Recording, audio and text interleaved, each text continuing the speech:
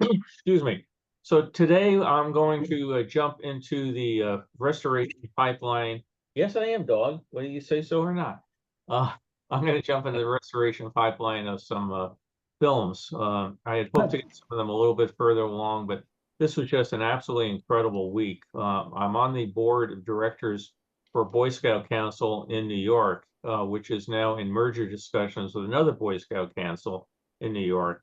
So we would have things like a meeting to discuss it, which was at 8 a.m. New York time, which meant it was 5 a.m. my time.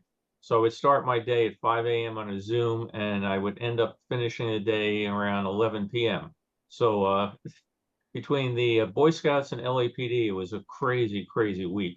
With LAPD, we're really getting busy for planning for the 4th of July, which I had made some suggestions last year we needed to do, and everybody said, oh, we'll get around to it, we'll get around to it. Oh my God, the 4th of July is a week from now. We've got to, oh my goodness, we need to do this. And now with all the stuff going on in Iran, our threat level is very high. So we have to go through intense planning. I think I may have mentioned in another talk, when I started doing this stuff about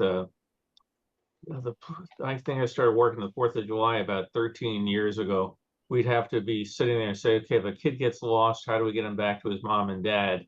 And now the meetings are who has the sniper rifles, where are the bomb sniffing dogs, how are we blocking the cars to keep people from driving into the crowd? It's become a totally, totally different environment. But on a happy note, we're going to go look at some videos. Let me get the first one ready here.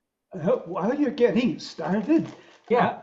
Jim had I asked about in a previous chat, and this is the reason why I have these two. Oh, neat. I can't possibly fit into this. Why I asked if his was an adult hat. Well, to be like Jim, you could just put a little high on your head. Yeah, They're very nice hats. thank you. Mine is actually a children's hat. It happened to Yeah, fit. mine That's are all they had, and too. I needed at least one World's Fair hat. Looks good on you, Jim. Did it ever have a feather on it? Yeah, it originally did, but it was in really bad shape, so I just took it off. It was like hardly anything left to it. Carol, no, Cotter's, she's lucky she's on the other side of the family. The Cotter side of the family has big heads. So every time I go to put on a hat, it just sits like up at the top. And like when I went to the police academy, they go and they give out, uniforms to try on so they could order it. I was just like sitting on the top of my head. So well, someday yeah, none of my World's Fair hats come anywhere close to fitting. So whether they're adults or a child, but no, don't have any around here to try on to show you how bad they look. So what I'm going to do today is go through a variety of films. Again, a lot of the personal films that people take generally come out pretty well. The Kodachrome was a wonderful invention and really held its colors very, very well. And Kodachrome, I'd say most people used Kodachrome for their home movies. Some people used Agfachrome, which is another terrible film. Some other odds and ends, but it seems like all the commercial souvenir videos used Eastman film or Kodacolor film or GAF film or something. Whatever, almost all of them have turned very bright red. And there's some stuff you can do to try to bring it back. One of the things I do in the scanner is that I can dial down the red and dial up the green and blue a bit and try to get some of the colors back that way.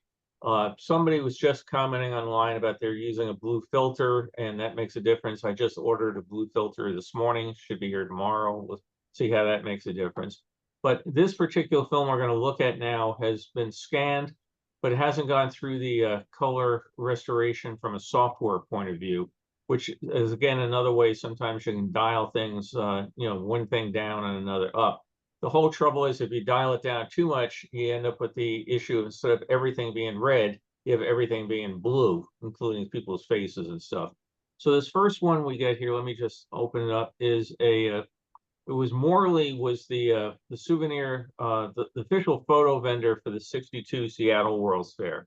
So this is a Morley souvenir film. And again, I've gotten a little bit of color back, you can see in the sky, but I've got more to do on it. So there we have the Electric Power Industry Pavilion, which had a giant recreation of a hydroelectric dam.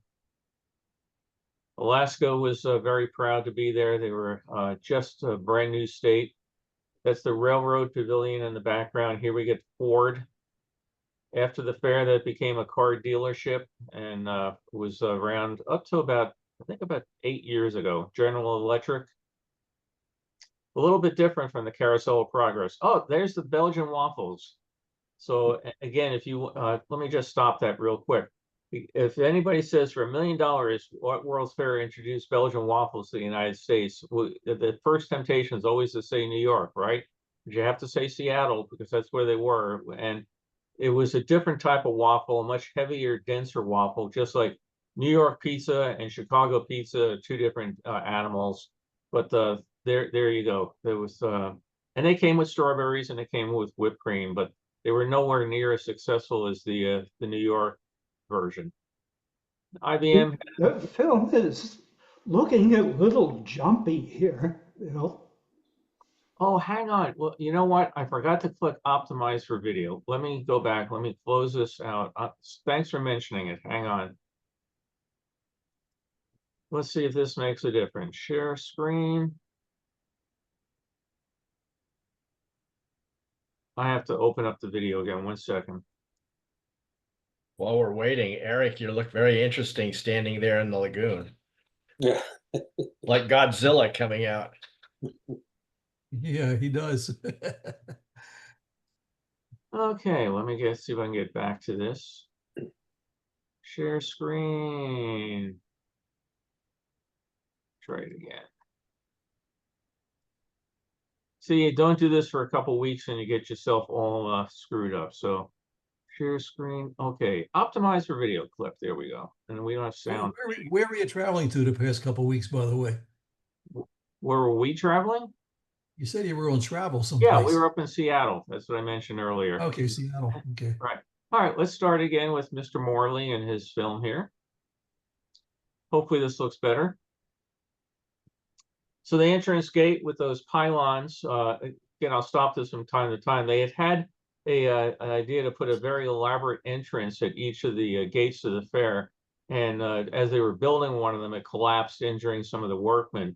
So they went back and put up those space age totem poles to give some identity, just like New York had the entrance pylons into it. And now it's just frozen. Oh, there we go. Yeah. So there's the electric pavilion with a hydro dam on the left-hand side, people coming down the ramp from it. Does it look okay now? Yes. Yeah, Okay, looks great. fine. Thanks for letting me know. So we have the Alaska, that's the railroad pavilion in the back there. Then we go over to Ford. As I mentioned, this was the a car dealership for many years post-fair, large geodesic dome. General Electric. They didn't have any particular big show. There's the waffles. We won't go into that again. GE didn't have any Carousel of Progress type show. IBM had a pavilion where you did a logic game. Here's part of the signage inside. This one here is Naley's, was a local food place up there, I believe. And they built this pavilion, and their big claim to it was had no square edges in it. So the entire thing was built out of putting wood down, bending plywood over it, heating it up, getting it wet, and then putting concrete on top. But even the doorways going in and out of the building were custom made, not to be square. And they had a film inside of Seattle, not Seattle, but Washington tourism. Was the name of the company Nally's? Yeah, Nalleys. Right. Okay, because I vaguely remember them having products when I was living up in the San Francisco area, like potato chips and stuff, but I could be wrong. Yeah, no, I think that's the sort of stuff they did make. They had food products of some type. So good recollection. And one of the general purpose pavilions, in this one, if you had a company that sold carpet cleaners, eyeglasses, jet engines, or anything, you could rent space inside and display it there.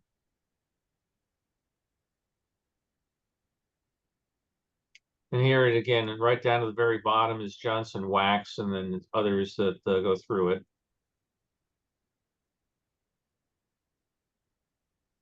Like I said, I'll keep working on this and try to, Oh, one thing, there's only so much you can do, by the way. A lot of these films are mass duplicated, so they're not exactly sharp and crystal clear, because who knows how many times the thing was used to make copies of it.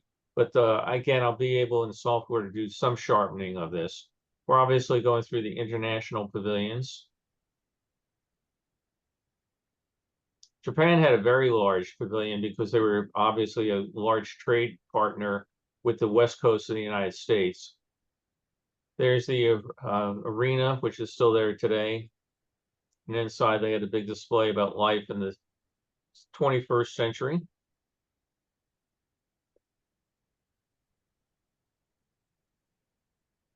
This is inside it. You went inside. For folks that are not familiar with it, this was one of the hits of the fair. It seems like each fair has something that people remember, So for the 64 fair, you ask people what they remember, they'll come up with the Disney pavilions or Belgian waffles. You mentioned the 62 Seattle World's Fair, that comes up with the bubble later. And it was basically a neat gimmick. You got into the bubble later, and they all would make a comment about, step to the rear of the bubble later, and it would raise you up into the Century 21 exhibit up above. When the fair ended, the bubble later was moved over to the food court area and was there for a number of years. It was later decommissioned, but the glass bubble itself is now a giant terrarium in somebody's front yard. So the bubble later was invented by Lawrence Welk. Yeah, could be. And up we go to the world of the future. A 1 and a 2. Yeah.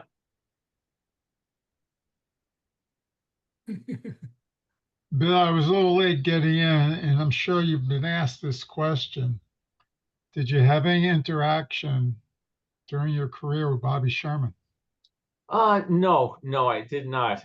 He was a reserve officer for a number of years that did paramedic type training and that sort of thing. And he really, after a while, he dialed down his LAPD time and started spending more time as a reserve with the I believe it was the San Bernardino Sheriff's Department. So his years and mine overlapped, but we did not meet.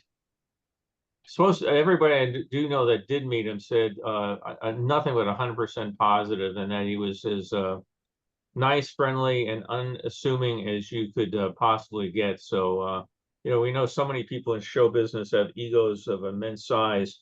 Everybody said he just was a regular guy and, worked as hard as anybody else. There was a story commented that he responded to a woman unconscious. And when the husband said, "Darling, wake up, it's Bobby Sherman." And she said, "Oh my God, my hair is terrible." And he commented, "No, don't worry, it's perfect." And as they were loading her into the ambulance, he gave her an autograph and said, "Don't worry, you're pretty enough to go to the hospital. Just take care of yourself." But like you said, every single story was positive. Yeah, he had another story he told, which actually made it into his obit out here in LA, was that he delivered 3 different babies out on basically the street. And on one of them, the woman was so thankful. "Oh my God, I'm going to name my baby after you. What's your name?" And he said, "Bobby." So the girl got named Roberta, and he said he was just glad he didn't tell her his last name was Sherman. Yeah. So this is the Christian Pavilion, which was an interdenominational pavilion at the fair. And it was after the fair disassembled and became the chapel at an Air Force base in Payne Air Force Base in Washington. They had actually planned to build an exact duplicate of this for the 64 World's Fair, but those plans fell apart.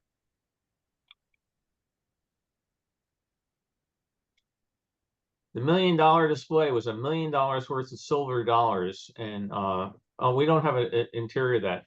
That was very interesting. There was a company that made steel cages for things like corn cribs and other odds and ends. And they wanted to get somebody. How do you get somebody to come into your building to look at a corn crib, right? They had a very smart idea. They got the $1 million. They borrowed it from the United States government. This was back when the government had piles and piles of silver coins that were still sitting in the mint warehouses. So they gave them a bond for $1 million. They made a big thing about trucking it out to the United from Washington out to Seattle with stops along the way that you could come out. And then during the fair, you walked in and there was $1 million in what you call it in coinage. Today, with the price of silver, boy, I imagine that would be tremendously valuable. But it was a great way to get you to go look at your corn crib, right? Yeah, you know, Bill, in 1963, the government released many of those, not necessarily the ones at the fair, but the ones that were being stored in the treasury. And for coin collectors, it was a boon and a boondoggle or whatever. The 1903 Morgan dollar, it might have been the New Orleans mint, I don't remember, it was Philadelphia or New Orleans, was the rarest Morgan dollar of the series. At that time, worth several $1,000s. The next day, it was worth like $10 because they released hundreds of thousands of them. You know, I remember when that happened, and every time I think about it, it reminds me. And we talked a bit of it with, Brock's presentation on stamps. How when they go on they purposely reprint an error, all of a sudden the value of the real error goes all the way down. But I'm a big fan of Uncle Scrooge comic books, and in one of them, he has a coin that's pretty rare because I think all of them sunk at sea or something, except this one. So Donald and everybody comes up with the idea of, oh, if this one, say it was a dime, was worth $100,000, I'm going to go down, I'm going to get all the other dimes out of that ship, and they bring them back and they put them on the market, and now they're worth a dime because there were so many. So this was when they built the fair. This was one of the agreements they had to make not to tear this building down. This was the Washington State Armory, and tearing it down would have been a challenge. This thing is built to last. I mean, massive concrete walls. This building was the sort of thing where you drove tanks inside to store them, so you can imagine how strong the floors were. So during the fair, it was repurposed as the food circus. And if you go back to the fairgrounds today, it's still there, and the whole first floor is ringed with food places, and it's still kind of neat to go in and walk around. And I don't think the last time we were there, anybody was actually selling waffles. They're missing a bit. So it's like a modern food court? Yes, yeah, but all Yeah. pretty much local businesses. I don't recall in the back there. That's Paul Bunyan's birthday cake, the largest cake ever made, they said. But it's pretty much as I remember, all local businesses. You don't walk in there and find an Arby's or a McDonald's or a Pizza Hut or something. It was all smaller local businesses. I mean, I remember there's a taffy or candy company in there that, it's great. They'll give you as many free samples as you want. But it's a fun spot to go and go and get a taste of what the fair was like. So there's Paul Bunyan's birthday cake. They had a big ceremony where and here's Chung King.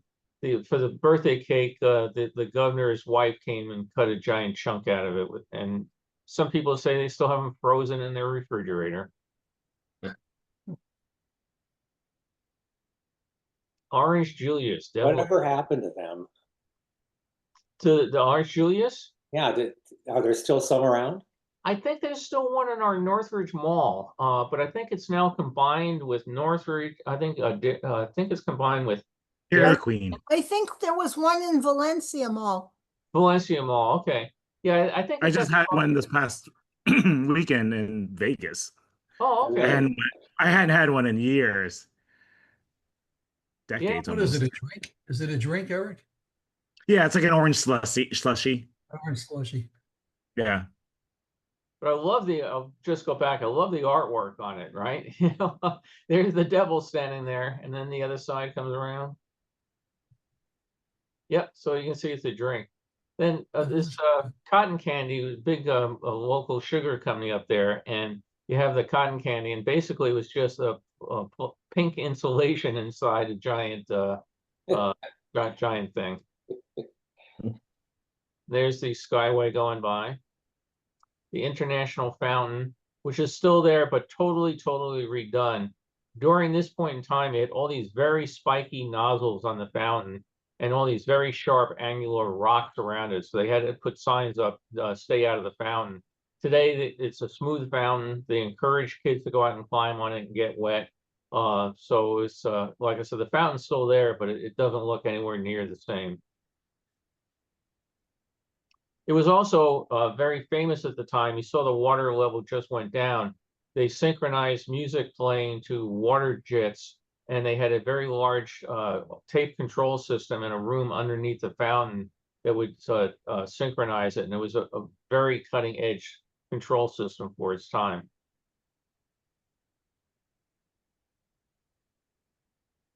NASA's pavilion, and we'll go inside there for a moment. This could also be potentially the U.S. Science Pavilion.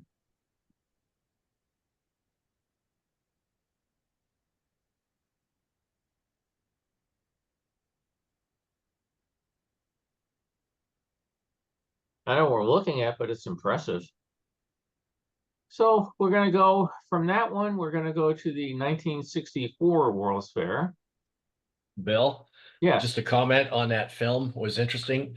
He, except for a couple of occasions, he used it like it could have been a slideshow. Yeah. I mean, they were just still shots. He wasn't doing much panning other than when the bubbleator went up, he did follow it up. But I just found it interesting that it was really seemed like just a series of slides that happened to have motion in the middle of them now and then. You know, it's an interesting observation because that's what the guy was. Morley was a big slide photographer and a still image photographer. And you wonder if, you know, this was one of his first, moving picture or semi-moving pictures, right? Yeah. What was his name? Morley, Morley. I don't remember the first name. It was really interesting. Morley had the official concession for the fair for pictures and slides and that sort of thing. He didn't have the postcard concession, but he had, like I said, he put out a lot of really nice pictures. I have quite a few of them. And then he died, and word had gotten out that his widow threw it all out. Because I had been trying to track down what became, the company went out of business, as most of these, photo shops did. And about 2 years ago, the stuff all surfaced. It turned out it had not been tossed out. It had been put aside and forgotten.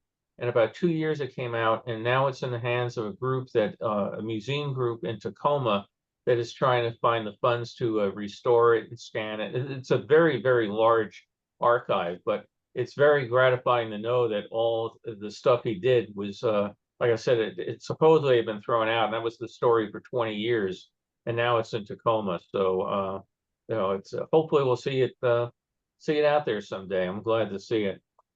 Sounds like there's a job for you in there too. Yeah, I've talked to him about how to get it done and everything, and part of the issue is, how do you put it? You give somebody something that they've never had any experience with, because they do other stuff. And now I've got it, and it's too daunting. I'll put it to the side. I'll get back to it later. So they'll get to it. At least it's in safe hands. It's not in somebody's garage getting damp or hot or anything like that. So if it sits there for a year or two until they figure out their project plan so much, it will work out fine. So this one is an amateur film. You see the beginning of it was very, very dirty. I'm going to go back and actually try to physically clean this one more time. When I put it through the next step of the process, it will do some digital dirt cleaning and everything. But this guy took quite a bit of footage of the fair. And it's nice, again, this was Kodachrome, and you can see what a difference it makes in the preservation of the images. Bill, what do you use to physically clean the film? I use a solution called PEC 12, PEC 12. And then these very fine cloths called PEC pads. What's really nice with the PEC 12 solution is it's safe to use. Let me just pause this 1 second. It's safe to use. I mean, there are some chemicals you can use that are just so noxious that if you do not use rubber gloves in a place with a really powerful fan, you're going to get sick.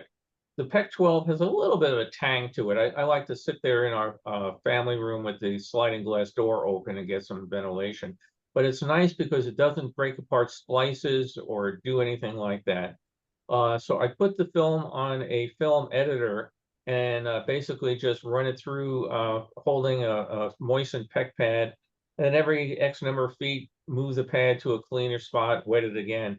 Some films, nothing comes off. I mean, you go, wow, that was squeaky clean. And others like this one, you can really tell what films came out of a house with a very heavy smoker. I mean, you could not believe the dirt that comes off some of these films. It's just a challenge. The one negative I found with PEC pads is it can seemingly affect the magnetic stripe on a 8mm sound movie. So I do not use it for those. For those, I just try to, clean it, as best I can. But I don't want to use too much pressure with a dry PEC pad because I don't want to take some piece of dirt and scratch, the rest of the film. So basically, I put these all on the handheld viewer. I don't bother viewing them. I just use it from reel to reel. I go through it and I fix any bad splices that are in it. I clean it with the PEC 12. If it was really, really filthy, I re-clean it again as I rewind it, and then I stick it on the scanner. Now, about 4 months ago, I bought a kit to add onto the scanner called a wet gate, which basically is you go through a chemical bath. It supposed to wipe out more dirt, but it also fills in scratches on the film by putting a small thing of liquid in there, which diffuses the edges of the scratches, so it makes it look less noticeable.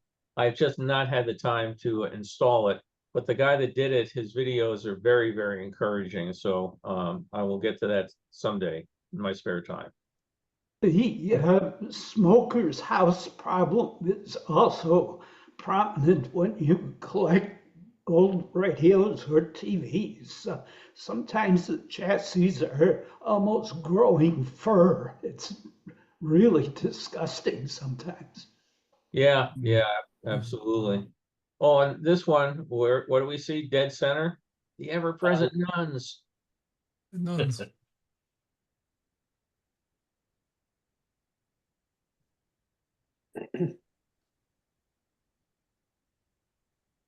Weren't they allowed to wear street clothes when they got in public? I don't think so. They are now, but I think back then. Yeah, my aunt, who's a nun, our great aunt, she long gone, but she was one of the more liberal orders, and she started wearing street clothes in around 1966. Yeah, it's about when they did one of the Vatican, things over there and try to. Vatican II or whatever. Yeah. Yeah, Looks right. like it'd be awfully hot walking around dressed like that. Oh my I God. remember, yeah, my aunt, Sister Rose was her name. I mean, her given name was Marcella, but she adopted Rose when she, what do they do to them? Ordain them, whatever they do.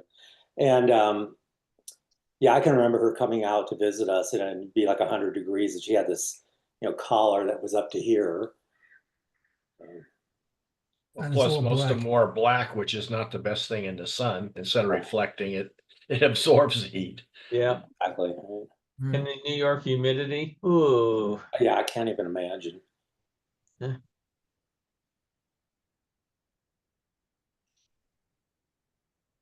So there's dynamic maturity in the background, which is now AARP. Oh, is it? I didn't know that. Oh, Yeah. interesting. Okay. Matter of fact, they had AARP signage on the pavilion, so they were just going through a big name change. Isn't that nice view there? The glider rides going by, and there we got the arch and the skyway. Panama and Central America just below, and there's Indonesia in the background. Now this one went through one step of the process, which stabilized the film. If you saw the raw version, he's bouncing up and down pretty good on this skyway, but it's done a nice job of making it look like a nice, smooth, easy ride, doesn't it? Yeah, it's a nice shot. Say, Bill, remind me again where the messages on the arches originated. Oh, okay. Where did they control them from? They were over in the security office. They had a machine that they would type up the things that they would put on the messages on a paper tape and then run it in through. It came through the affairs main, Pinkerton security office. The whole idea was, besides just saying, come and see, what you call it, something on display, they could put up a thing, Mrs. Jones, we have your baby. Imagine if somebody hacked into that and put up some strange messages. Oh yeah, today, isn't this a great shot of the Skyway? Yeah. It all looks so compressed. You can see it still bounced around. He just went through one of the towers. You can only stabilize it so much, but that Skyway was immense and it was very, very high.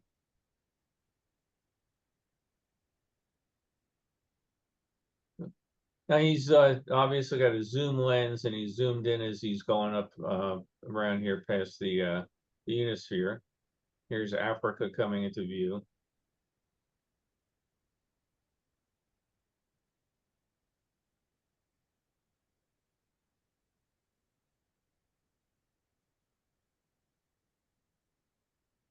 Must have been a busy day at the fair to have both sides of it running with so many cars on it. Yeah, most of the cars look like they're filled. So. Yeah.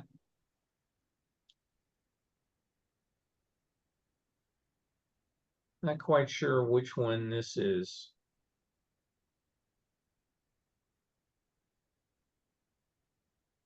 Astrofound, you can see it rotating. Oh yeah. Huge jets of water. That thing was very, very powerful. Oh, and if you look on it, if you just look off to the side, let me just back up here 1 second. Or try to.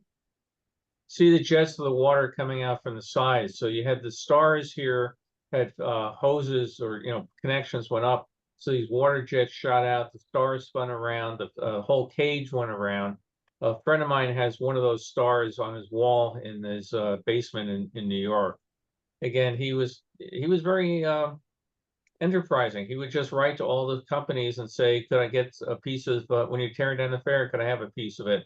And he's got one of the Brady kilowatts and a carburetor and a Ben Franklin. And, people just gave him stuff. So How large were the stars? they're about 3 feet across. Mm-hmm. So obviously this dates it to 64 here. The circus is still there. We hop over to Bourbon Street. Because dancing monkeys say so much about Louisiana. Yes, exactly. We're still in Bourbon Street here. You can see a bit of a menu in the background, but the artist here is working away, and for $3, he's getting this nice portrait. Actually, I tell you, he does a pretty good job for $3. I mean, I'd like to think that this artwork survives and somebody has it in their house and appreciates it, but he's putting a lot of time into this. Yeah, but that was not cheap. $3. You consider the fair admission was what, $2 or $2.50? Yeah. But I'm still thinking of how long he took to do it. He could only turn out so many. Yeah.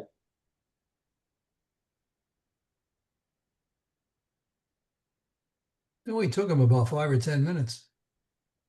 Yeah, it took him a good amount of time. Now, what in this, as he's going away, the film breaks, and then I'll start with another scan where it picks up, so there'll be a little bit of overlap. But yeah, he's doing shading of the cheeks, and not just the hair all one color. In the background, you could buy yourself one of those balloons full of sand that as you punch it makes a neat noise. She always wanted to be a blonde. Yeah, I guess his hair color is a bit lighter than hers, huh?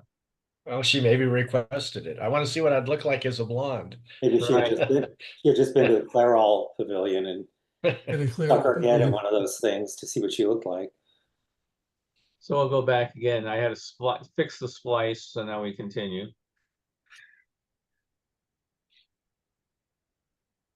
You got the color right on the sweater.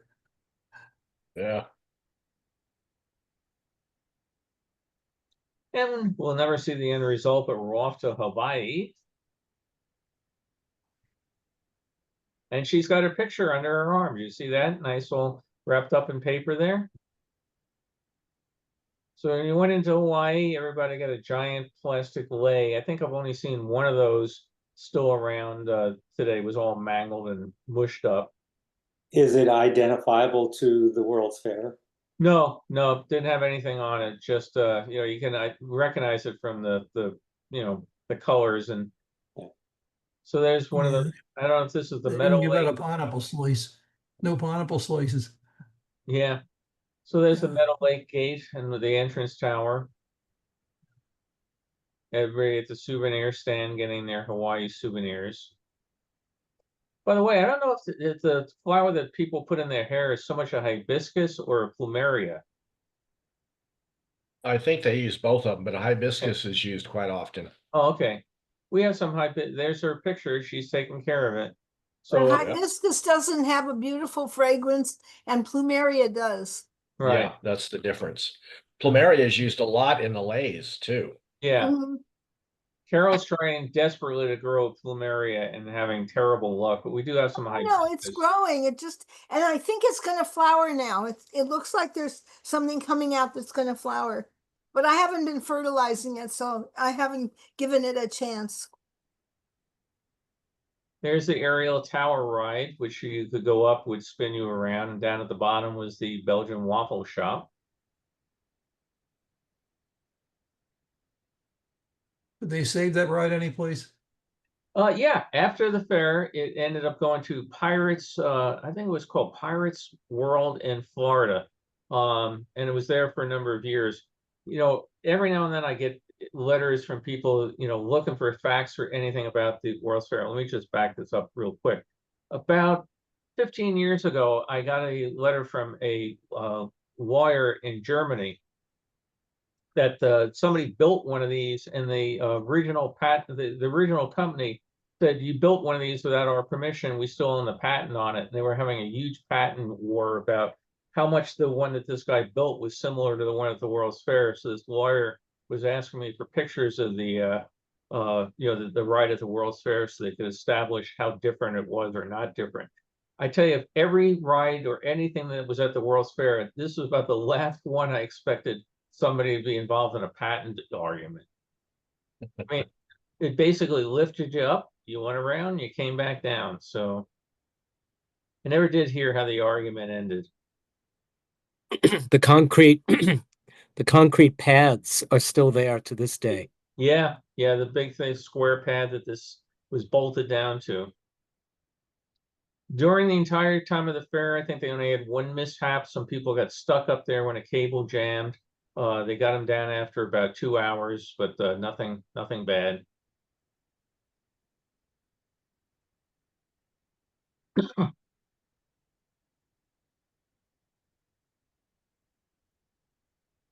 All of a sudden, I want some orange juice.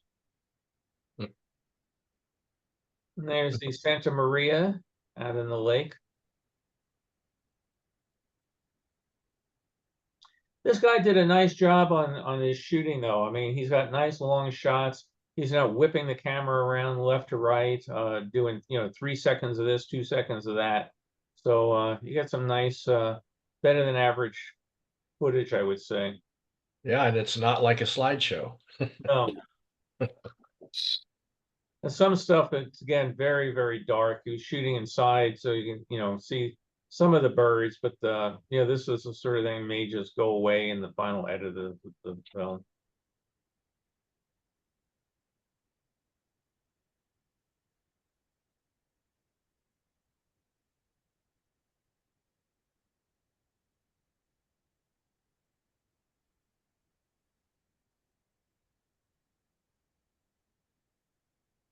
He liked his birds. Yeah, I say film was awfully expensive Yeah.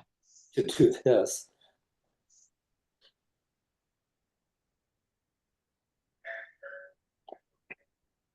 I don't know if we go across the Meadow Lake Bridge, you can see the Belgian village is still under construction.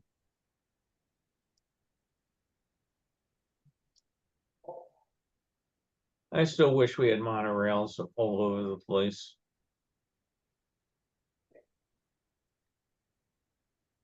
And there's the backside of Louisiana. Is that similar to the backside of water? I was thinking that, yeah. Strange you mentioned about the monorails. The Seattle monorail, they were proposing to extend it further into the city many times, and the public turned it down. They didn't want it. Yeah, I think a lot of that is how you sell something and how the opposing people unsell it. We I just think had it just this week, stops. It just stops in the middle of nowhere, in the middle of the block, and that's the end of it. yeah. But just this week, they're talking about, do they put a monorail down Sepulveda Boulevard to get to the west side of LA? And yeah, they said, well, the monorail can't carry as many people as the train. And they said, well, it can be built a lot faster, a lot cheaper, and well, yeah, we still want a train. So I don't think we're going to get our monorail. There's cars move faster than that, don't they? No, I think it was all depending on how busy they were as far as I've seen them actually like the one on the right just shot up. On this particular one, they were manually operated, so maybe he's giving him more of a tour going up. But did you see how fast the other one went up? Yeah. So, but they weren't intended to be like the Space Needle, where that's No. part of the ride. The ride is the experience, is that quick ride up to the top. Yeah, we were again just in Seattle, but here it goes. Now it's moving pretty quick. Same one. The Seattle now has double level elevators to get twice as many people up there. Yeah, they just recently installed those, didn't they? Yeah, yeah. Arlington hat stand right there. We could all run over and get hats that fit for adults.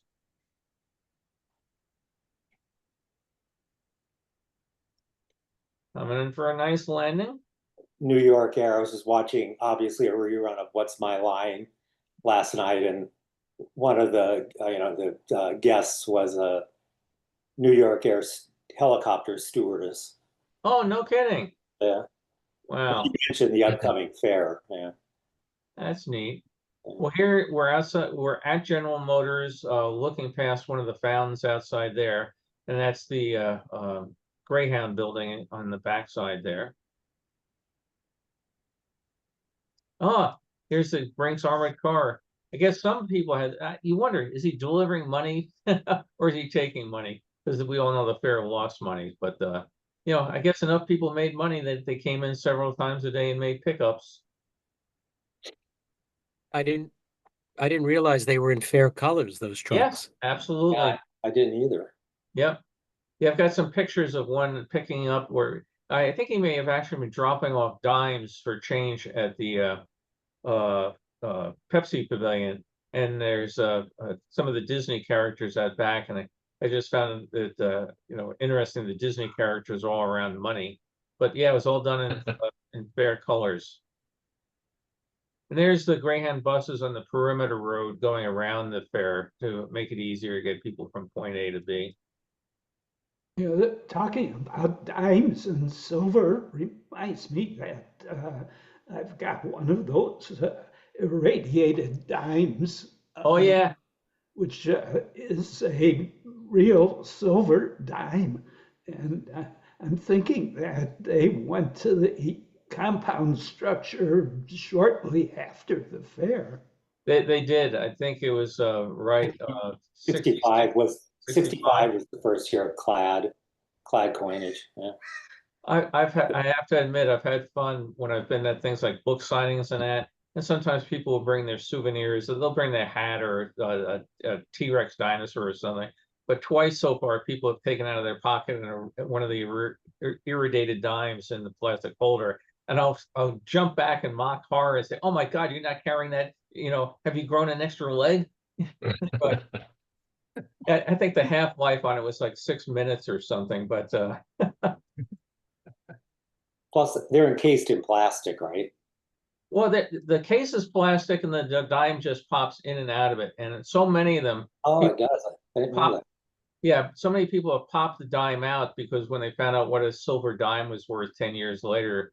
Yeah. So a lot of people have the plastic holders, but they don't have the dime anymore. Yeah, all silver was dropped from the dime and quarter in 65. The half dollar remained 40% silver until 70. Yeah, that was the Kennedy half dollar. Yeah. Right. Yeah. Oh, over nice colors over there at Chrysler. By the way, this is something you would probably not see in a modern World's Fair. Besides, look at all the purses and the headscarves, so all the women. But those are lockers behind them that, just like you'd had at airports and everything, that you go and put a quarter in, because now they'd be afraid somebody'd be putting a bomb inside. But yeah, I just looked at this. I mean, is this Suburbia 1964 or what? Look Is how nicely everybody's dressed too. See how nicely they dressed? My does mother, my Disneyland- mother, I'm I'm sorry. sorry, my No, you go mother ahead. dressed like that with dark sunglasses and a kerchief over her head. Oh, I Yeah. think if you didn't, the nuns would come after you. Yeah, Yeah, they all wore the kerchiefs. Well, yeah, all my relatives women carried kerchiefs in their purses in case they went into a church, so they could put it on their head. Yeah. Yeah, Last yeah. minute. And then, oh, I forgot what I was going to ask. Oh, I'm saying, of course, if you were a man, you had to take your hat off if you went into church. yeah. Yes. Right. Oh, I was going to ask, do the Disney properties still have lockers? Yes, they do, as a matter of fact. And we just used one when we were there about a month ago. And Yeah. it's really a much better system than the lockers at the fair here. You put a quarter in, when you open it up, you lose, you were screwed. The little key would still stay stuck in it. And to reuse it, you have to drop a quarter in. The ones at the park, I don't remember how much they were. I think it was like $5 or $6, but you get a digital code and you can unlock the locker and do it as many times as you want during the day. So it's a still pretty they're there, and it's a pretty good system. And all things considered, yeah, it's $6. But if I don't have to carry, you can get there in the morning. It can be really chilly, and then it can get really hot, and then get chilly at night. For $6 to get rid of the coat and not carry it all day, or to stash the merchandise you've been buying all day. Yeah, it's worth it just for that. Yeah. You can see it's gotten warmer. They've all taken off their sweaters.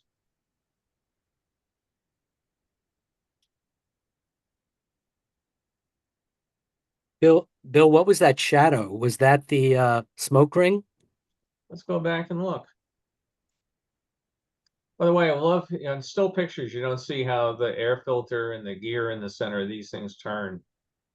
So you pick up some nice nuances in a film. Oh, by the way, we didn't ask, what cars are these guys? A Simca off to the right, Yes. and it looks like a Dodge Dart or Plymouth. Yeah, I was going to say, it looks like a dart. Yeah. Looks like a larger Chrysler product behind the Simca. Yeah. I can't tell what. All right, let's look for the shadow that you mentioned.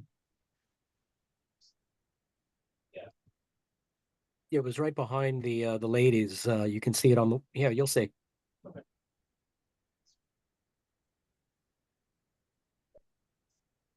Oh yeah, yep, yeah, there's a smoke There ring. he goes there.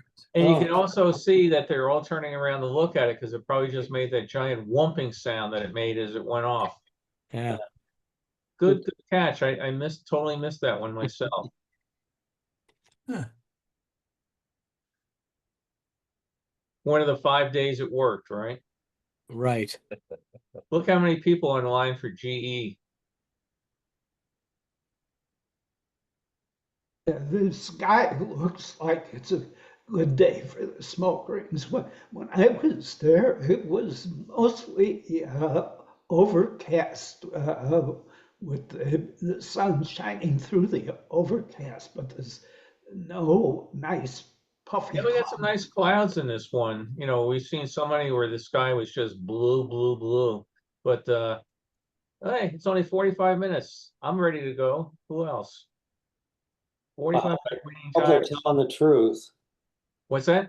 Hope they're telling the truth with that number. When I went to Expo 92 in Seville, we got in line for the Canada Pavilion. It said like, I don't know, an hour and 15 minutes. 5 hours later, we were still in line. Oh, wow. Yeah, in fact, at one point, a bunch of people just started breaking through the barricades and just going into the pavilion on their own. They were just so pissed off. I Well, heard there that, was a lot of that that. pavilion, did you ride through that pavilion or walk through it? It was a If you ride walkthrough. through it, you know, you walked. Yeah, there are so few people that will go back to this concept that New York was so great at of ride through. It keeps the line moving. But with the road, you know how many people per hour you can go through pretty exact. Exactly. Yeah. At Expo 2010 in Shanghai, the China Aviation was a ride through, and part of the GM pavilion was a ride through.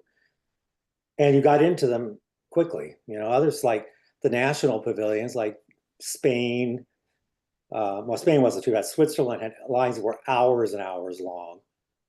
And the whole point of that was at the top of the pavilion, there was a ski lift that you could ride, and we went over a typical Swiss meadow, and it kept breaking down. So the line just kept accumulating. And finally, they closed after about a week into the fair. They closed that ride down. Well, I tell you though, that's why, so many of the early Disney attractions were going to be walkthroughs. Pirates was going to be a walkthrough. Haunted Mansion was going to be a walkthrough. When they were talking about the Edison Square, which became the Carousel of Progress, was going to be a walkthrough. But Walt decided that people walked at their own pace, and some people would take too long, and the people behind them won't be happy. So he started insisting that everything had to be a ride. And look what a great decision that was, right? Yeah, the U.S. pavilion in Dubai at Expo 2020 was well, it was not quite a ride through. It was a stand through. It had a moving conveyor belt. But whenever you went past something that people might want to spend time looking at, you could step off to the back on a stationary platform, and you could spend your time looking, then step back onto the conveyor belt system. That's what they did at the Pietà in the Vatican building. Yeah. Yeah. Yeah. By the way, on this sign, I think the longest wait that I've seen on it is 2 hours. I understand the lines would be over 2 hours, but I guess the highest signage I've ever come across says 2 hour waiting time. Yeah. Today they would implement a fast pass system Oh, yeah. at extra cost. Was that show called the 45-minute show? No, it's what you A call it. very strange sign. Yeah, no, well, it's a 45-minute long show. So they're saying, 45-minute wait for a 45-minute show. I guess trying to tell people that it's not going to be 5 minutes, it's worth the wait. Oh, okay. It was kind of Nice part about the ride through, you got to sit down for a while and get out of the Yeah. heat. Yeah. The air conditioning, yeah. That was the best part, just to be able to sit down. Well, that's why a lot of people still go there today in Florida, right? Yeah. Continental Insurance.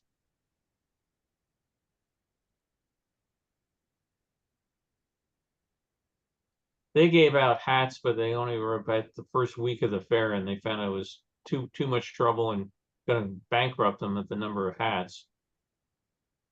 They little hats like a tri-corner hat. And there's Snow White and the Dwarfs. We're over here with the Keystone Cops. This is little old New York, Rheingold.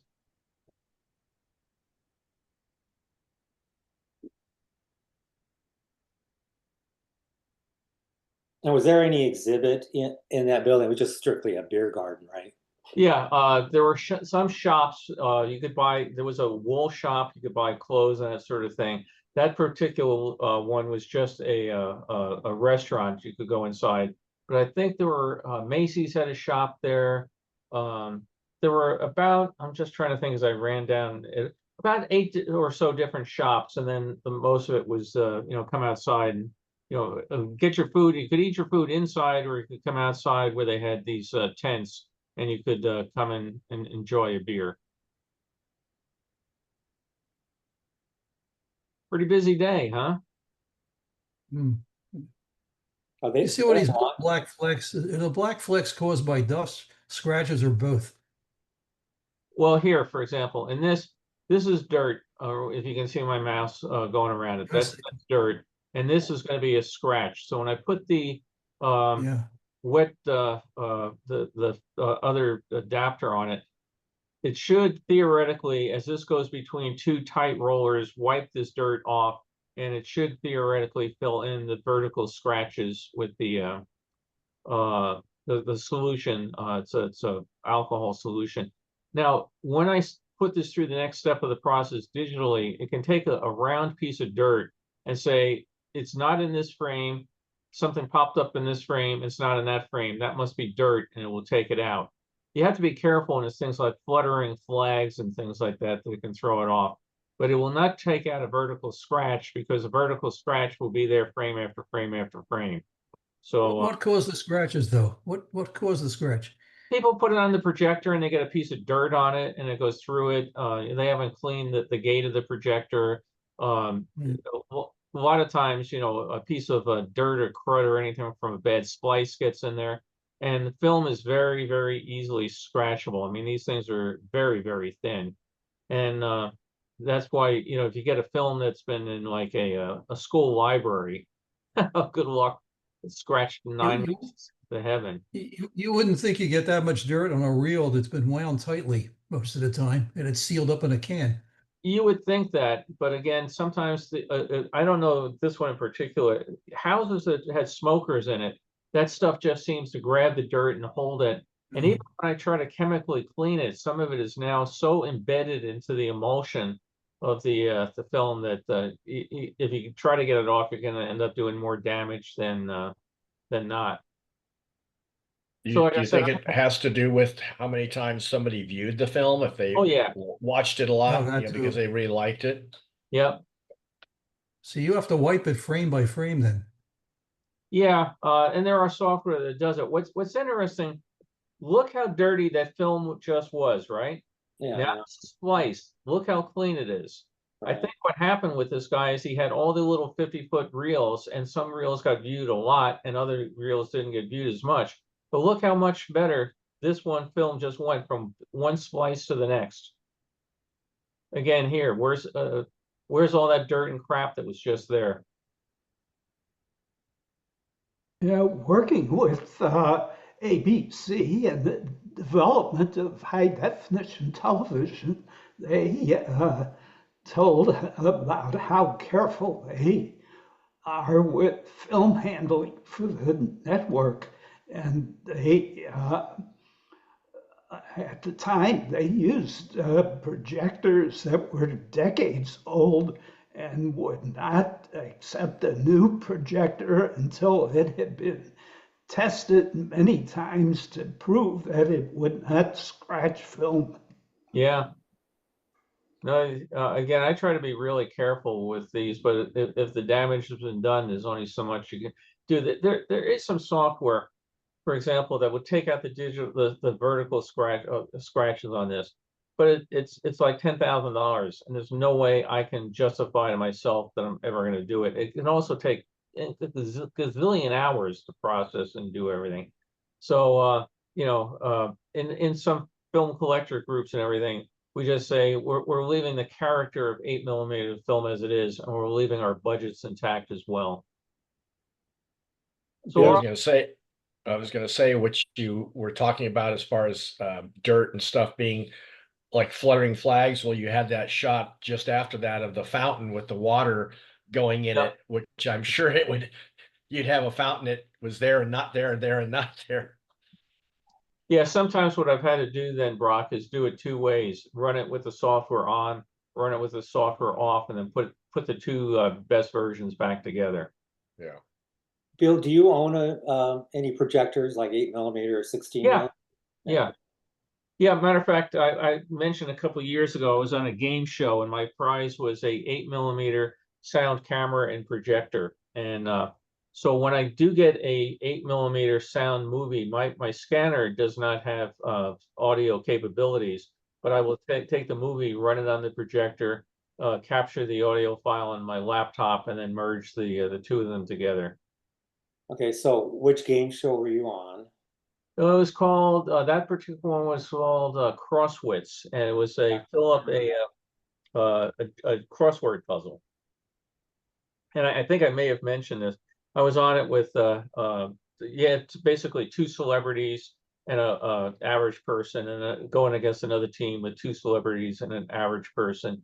And the celebrity on the other team was Kathy Rigby. And one of the contest clues was, in an Olympic competition, name the continent for which Alex Haley roots. Okay. Yeah. It's a 6-letter word. It's an Olympic competition, and Roots is just on TV. So they ask the question, and she comes back and says Greece. And you can see in the video of it. I have to show the video someday. I look over her like, what the hell? I would love to see that. You should show it. I have to pull that out. Yeah. But and I say Greece is now a continent. Okay. But I mean, Alex Haley Roots, how do we make this any easier for you? Oh, maybe And- she meant that. Maybe she meant the stage play. Yeah, and Nipsey Russell was one of the other contestants, and he was paired up with Kathy Rigby. And he was, I want to be on Bill's team. Bill's getting all the answers right. I'm going over there. He was really funny. He started walking over there. Yeah, he's usually pretty sharp on game shows. Yeah, I liked him. And, you get a chance to. I mean, I'll tell you, Kathy made that mistake, but talking to her, between takes and everything, lovely lady to talk to. But it is interesting too, because you get on some of these shows. I don't know if anybody's ever been on a game show. They'll get on the show and you get the lights, the cameras, and everything at you, and they'll say, "What's your middle name?" And you'll forget it. I mean, just the pressure and everything. It's very easy because there's something on the show. I haven't watched it in years. But they asked me something, and it's like, "That's my middle name. I should know that." I just blanked on it. Who was the host of that show? Jack something. Jack Nars? It's something like that. Yeah. I'm really into game shows, as you can tell. I'll have to dig it out. I need Yeah, to get transferred to digital anyway. It's still on a Betamax tape. Yeah. So obviously, we're all outside of Mexico here, and everybody's all familiar with the guys who would do the rotating, swinging down on the ropes. But they did quite a bit down below with dance act singers. Here, obviously, he's doing a trick rope act. You mentioned before, Randy, about how expensive film is. This guy spent a fairly a good amount of money capturing the performers here at Mexico. Yeah. Which is nice because, again, most of the stuff doesn't show up, or if it shows up as a still picture, you don't see quite the act that this guy's putting on. Did you notice the Skyway buckets going by that screen? How they kind of like, it's almost like they're digitally going in and out, and as soon as they come out of the screen, they were nice and clean. Yeah. I don't know if you'll get over there. Here's one about to happen, but we didn't see it. No. And here we are at Africa with the safari-clad Barker coming in to get you to see everybody else in here.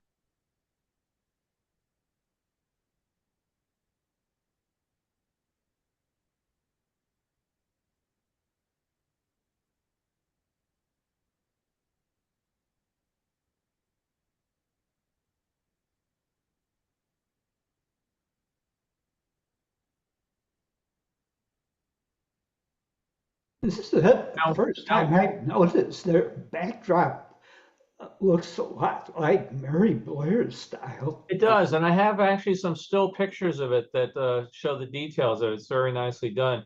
By the way, you notice we've jumped now tonight from 1964 into 1965.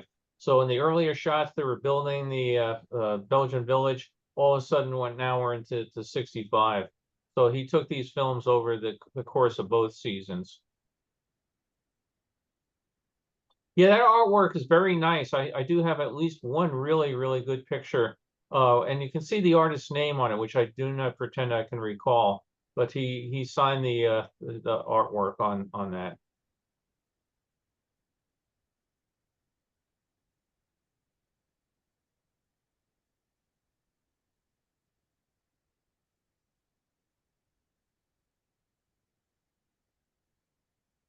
Was this show, this water ski show, both years or just 65? 65.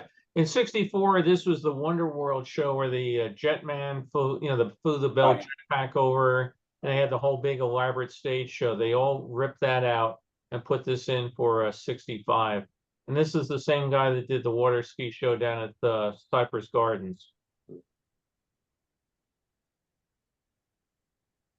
Well, that Clouds, he's having a great day, isn't he?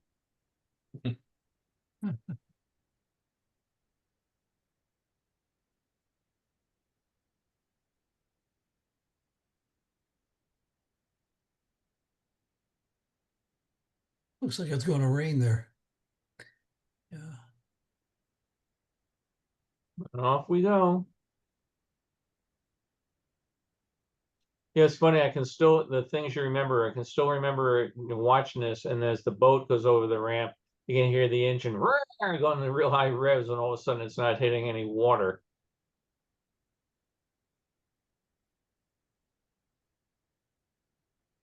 And here's the clown again.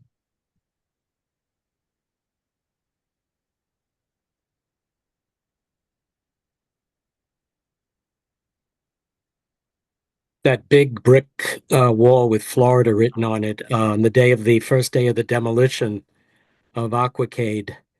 That was the first thing they plowed through. Really? And my father and I were picking up the bricks as they plowed through it. Wow. I was never a good enough water skier that I ever tried a jump. This is probably what I would have done. Get up and I'm walk off and jump. He kind of walks across and surprised jumps that off. Yeah.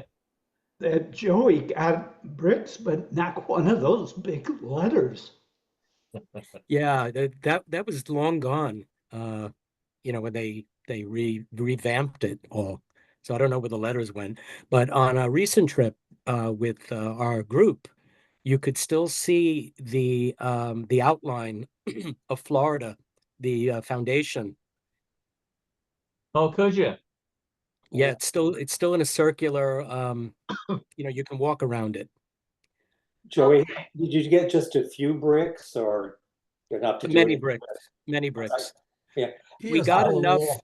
Well, from the demolition lasted quite a while, and I was there almost every other day because we lived in College Point, so I could go there every day. We got enough bricks to make a walkway and to wow. make a barbecue grill, like a Great. barbecue. Great. Yeah, my dad built a fireplace in our house. We had just one of those old traditional, fireplaces with, the white trim around it with a mantle. My mother was really into mid-century, so he did a floor to ceiling brick, but they were all bricks from his high school that they had torn down because of earthquake issues here in California. So the old Santa Clara High School he went to got enough bricks to make a whole fireplace out of it. Yep. That's neat. It's still there. Yeah. Now we're into 1939, San Francisco, just for a change of pace. So can anybody identify the car? That's before my time. Oh, come on. I thought you were old enough for that. I didn't see those on the street when I was a kid. I'm gonna get some kind of Looks plate. like something like a Packard or something. Oh, maybe our Packard. Pretty impressive size, huh? Yeah. It looks like it's got suicide rear doors. Yeah. Yeah. Yeah. Yes, it does. Yes. So I have no idea where we are. Right, for all I know, this could be my house in the San Fernando Valley today, but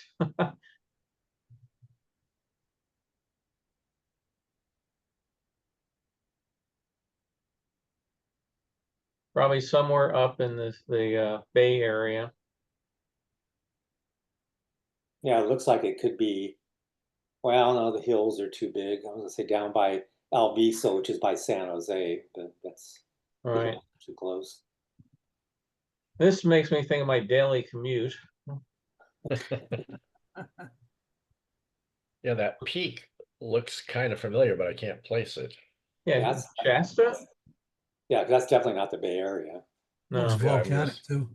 It's a volcano.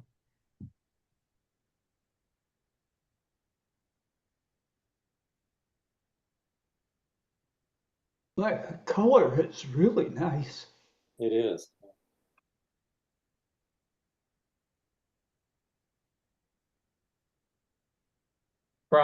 Again, trust me, we'll eventually get to Seattle.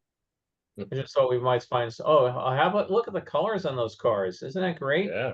Yeah, Mm. love that blue. Yeah. Again, my daily commute. Yeah, don't you hate it when there's elephants on the road? Yeah. They Isn't this move great? faster than today's traffic. Wow.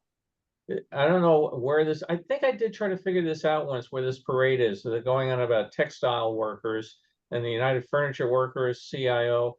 I think I did figure out one time which city this was. I'll have to see if I, because I scanned this one a while back and I'm just not getting around. Hooverville Drum Corps. But again, Hooverville could be Herbert Hoover with the Depression, like the song. Yeah. That's what I was gonna say, but yeah, those tent cities that popped up. Yeah. Nobody knows of Stanley's department stores or No. Owl drugstores were everywhere. Yeah.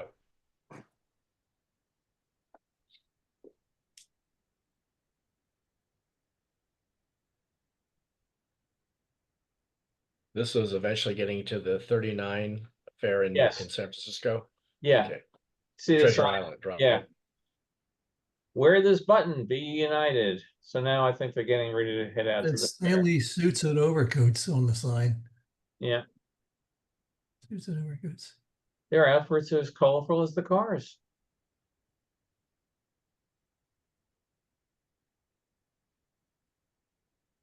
So we finally This looks like the bay. and we're at the fair. So we've taken the Key Ferry over to the fair. We're going to go in through the Elephant Gate. I was really glad to get this. Color films from the 39 fair are not all that common.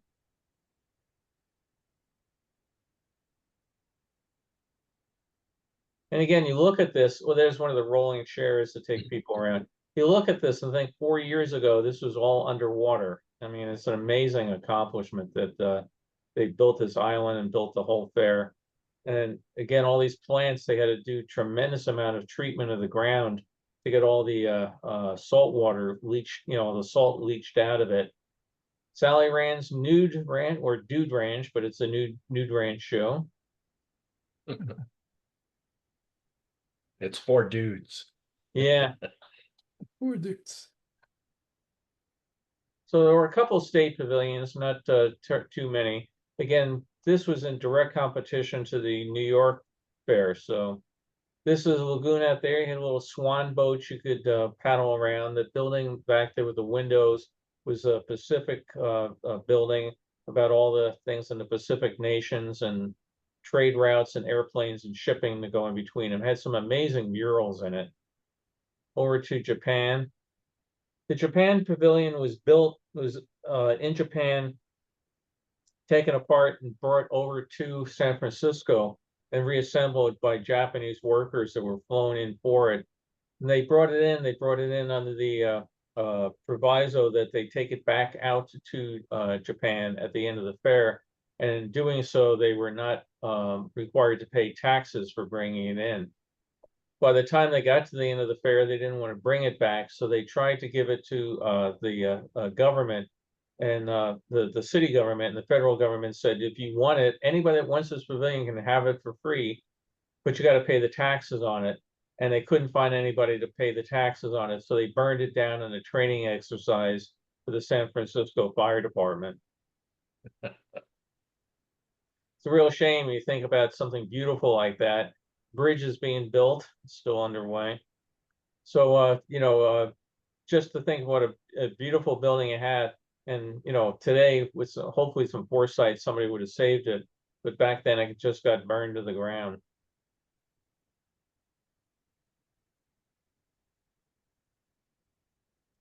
Of course, in San Francisco in 1941, having a Japanese building would have not been real popular anyway. So we leave the fair for a moment. We go down to the waterfront. Well, I was going to say, Boats. Bill, I was going to say, they burned it down, and that's why the Japanese attacked us at Pearl Harbor. They were so mad that we burnt down that beautiful building they built us. Yeah, Joe DiMaggio's restaurant here. Wow. Yeah, that's it. The whole thing was a retribution for that building. Yeah. Yeah.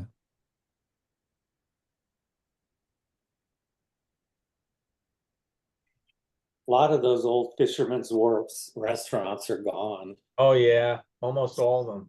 sadly, because they were good. I remember we go up there every once in a while. It was a big treat because they were pretty expensive. Yeah, we even like just walking by and they'd have the get a shrimp cocktail or something outside. Right. That was gone the last time we were there. So we're back to the fair. Interesting about this photographer, he doesn't tend to like to pan upward. It's just whatever's in my field of view, that I'm panning by here.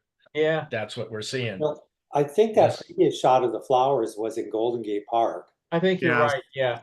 the Yeah. botanical, that building. Yeah, you saw like the base of it. Yeah, when I saw the contours of the ground, I said that doesn't look right because they had the big field of flowers out at the fair. But yeah, a nice straight view of the street down there. You see the mint right in the middle. Well, that's the big hangars that are outside. Was it Moffett Field? Is that what it's Yeah, called? yeah. Yeah. I mean, I grew up right by there. We used to take Boy Scout tours there. The 2020 World's Fair was proposed for that site. Right. Yeah, Schwarzenegger got out as far as to draw plants and everything, but I don't think it even applied to the BIE for anything. My brother worked at the Marine Corps Air Base at El Toro, and it was a big helicopter thing. They had what you call it, those size hangars there, which in Tucson, one burned down about, was it Yeah. 3 years ago? But Yeah. Yeah. so Yeah. big that they would start up a helicopter and fly it to the end of the building, without ever leaving it to make it easy to work on. So I mean, huge. He gave me a tour one day of them. They were just incredible structures.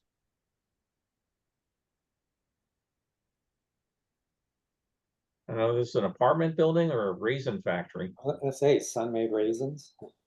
Looks more like an apartment building. Yeah. Very proud of their oranges. Funny, a lot of the old canneries and locations like that around here have converted it into, because there's a huge swath of land, and they convert them into housing, and Mhm. they name like Sunsweet, blah blah blah, or whatever cannery. Right. Eric, where are you located? I'm in Morgan Hill, so Oh, okay. So you're by where I historically live. have been very agricultural about it. Right. Yeah. I mean, every one of my aunts and uncles and older cousins all worked at the canneries. Look at the nice traffic. Okay, now we get downtown. We get the cable cars. I remember back in the 60s, 19th Avenue in San Francisco had signs. If you drive like 32 miles per hour, you'll hit every light green. And it was true. Wow. Today you probably There's can't so get up much to that. traffic, but there's so much traffic, it's hard to do 32 now. Yeah. Well, back then you could, yeah. You could just maintain Yeah, that I think speed the whole way. This is the Marina District where the 1915 World's Fair was. Mm-hmm. Pretty much a brand spanking new bridge, right? Yep. With no railings to keep people from jumping off the edge. The original coat of paint instead of 100 layers or whatever it is now. Yeah. Wow, where's all the traffic? You said it's from like 39? This is 39, yep. Have color footage. I mean, he must have been pretty wealthy, right? To have color footage. I mean, color film back Yeah. in the day. Well, and this must have been 16 millimeter. No, this is 8. Okay. This is all 8mm. This was when it was just coming out. I think the color film debuted about 1938, 37, 38. So it was still very rare. At the New York State, at the 39 fair, Kodak would give you a reel of film, which you then had to pay for the developing on it. But they were giving out rolls, not to everybody. I think they had like a lottery, but they would give out rolls of color film just so people could see for themselves the amazing difference between color and black and white.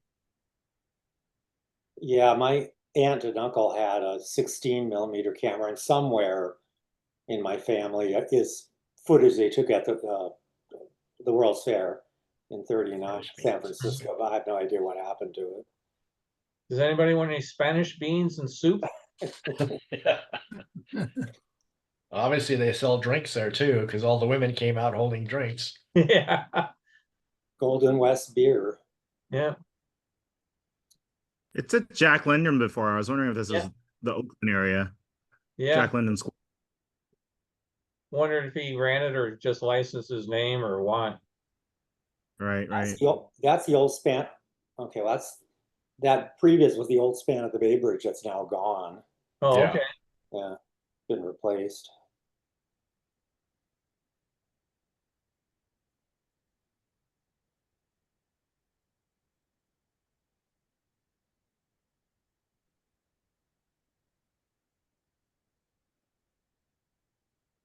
I'm sure glad we don't have to wear hats all the time these days. Or suits for that matter, but Yeah. Yeah. Oh, I know. I had to go to a funeral recently and I was like, oh, I got to put a suit on. I hope it fits. Thank God it did. yeah, I have my funeral suit that I wear every once in a while. That's about the only time I ever put one on anymore. Yeah, same with me. Yeah. Yeah, this is the fair. The landscaping was just gorgeous. Yeah. Yeah, they did a tremendous job on it. And again, this was all underwater just a few years ago.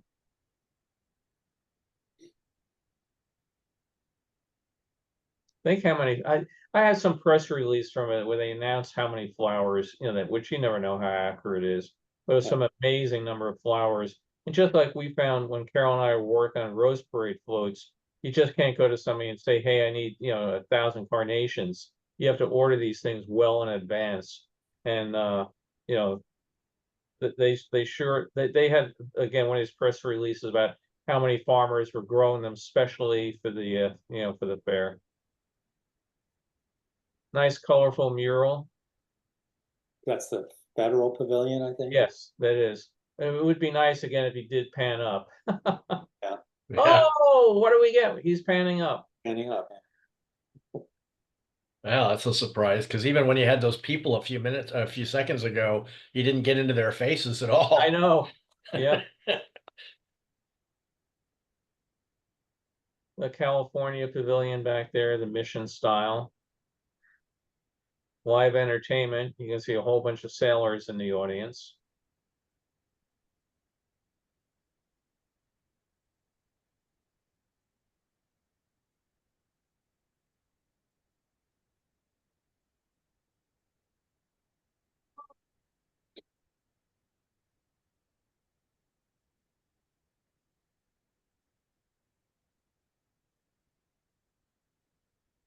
They were very proud of all their new bridges. And this is back when the key ferry system just went everywhere, back and forth, left and right. They've reestablished ferry service out to Treasure Island at first time in many, many years. So look forward on a future trip to going back and taking that. What's out there now?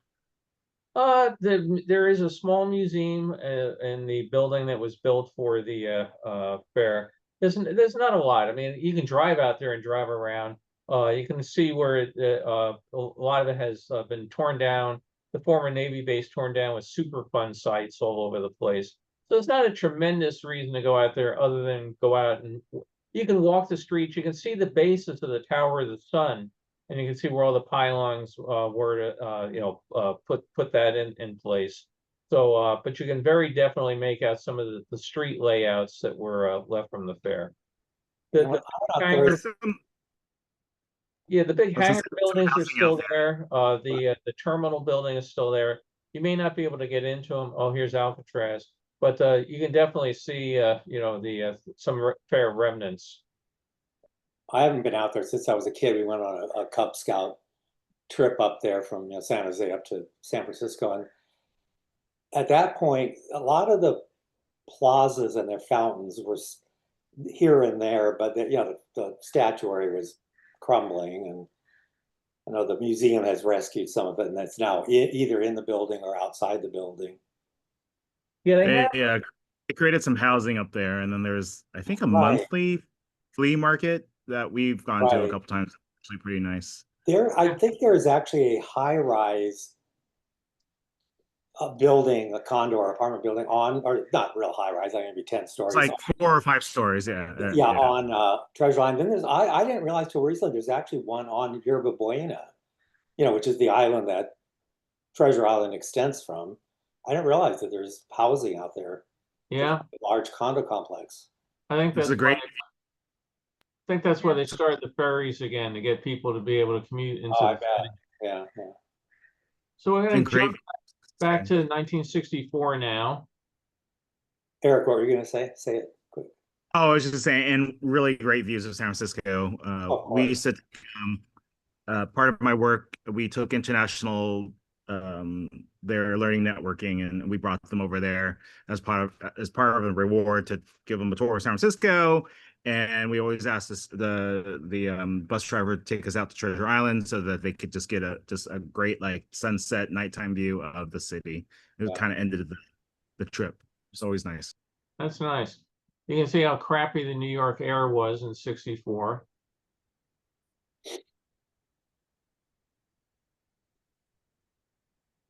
No, what is that? Now, this is the, over here, this building right here was part of the fair where you could come in and get your ID card. So this is the number 7 train coming into the fair. If we go back just a tad, hang on one second. You can still make out where some of this is. So one second. This here is a power and transformer building for the subway system. So I believe this is still out here. This is where the charter buses would come in.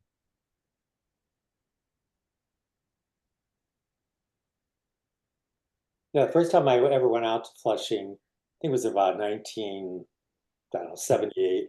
I took that number 7 train out.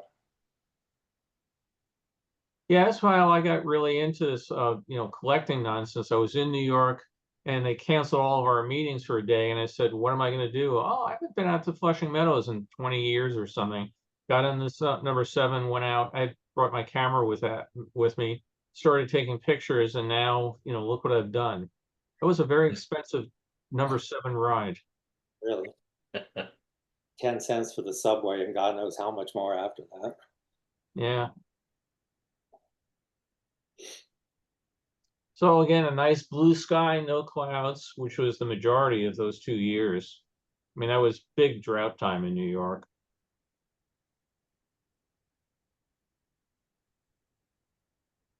So is this 64 or 65? I would have to look. I don't have it written down here in the file. Past rails look a little bit dirty. Yeah, I was thinking that too. Plus, the what you call it, Belgian Village was complete, so it'd have to be either late 64. Well, let's see. I can see the Late Skyway 64, because the monorail, I'm sorry, the Skyway towers are still white. Right, okay. This film is very, very dark. So this has been corrected to some extent. To some extent, yes. I'm just looking here. Yeah. I don't think I did this with the new 4K camera, so I'll probably go back, which has a much better light source than it did when I originally scanned this. This was scanned well over a year ago.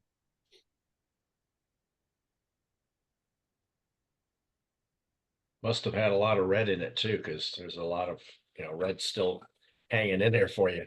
Yeah. Curb your strollers. Yeah, like I said, I make no pretense that I can restore everything to pristine, situation, and none of these are great cinematography marvels, but to me, it's still fun to see the fountains, see the buildings, and hey, we got clouds in that sky that day.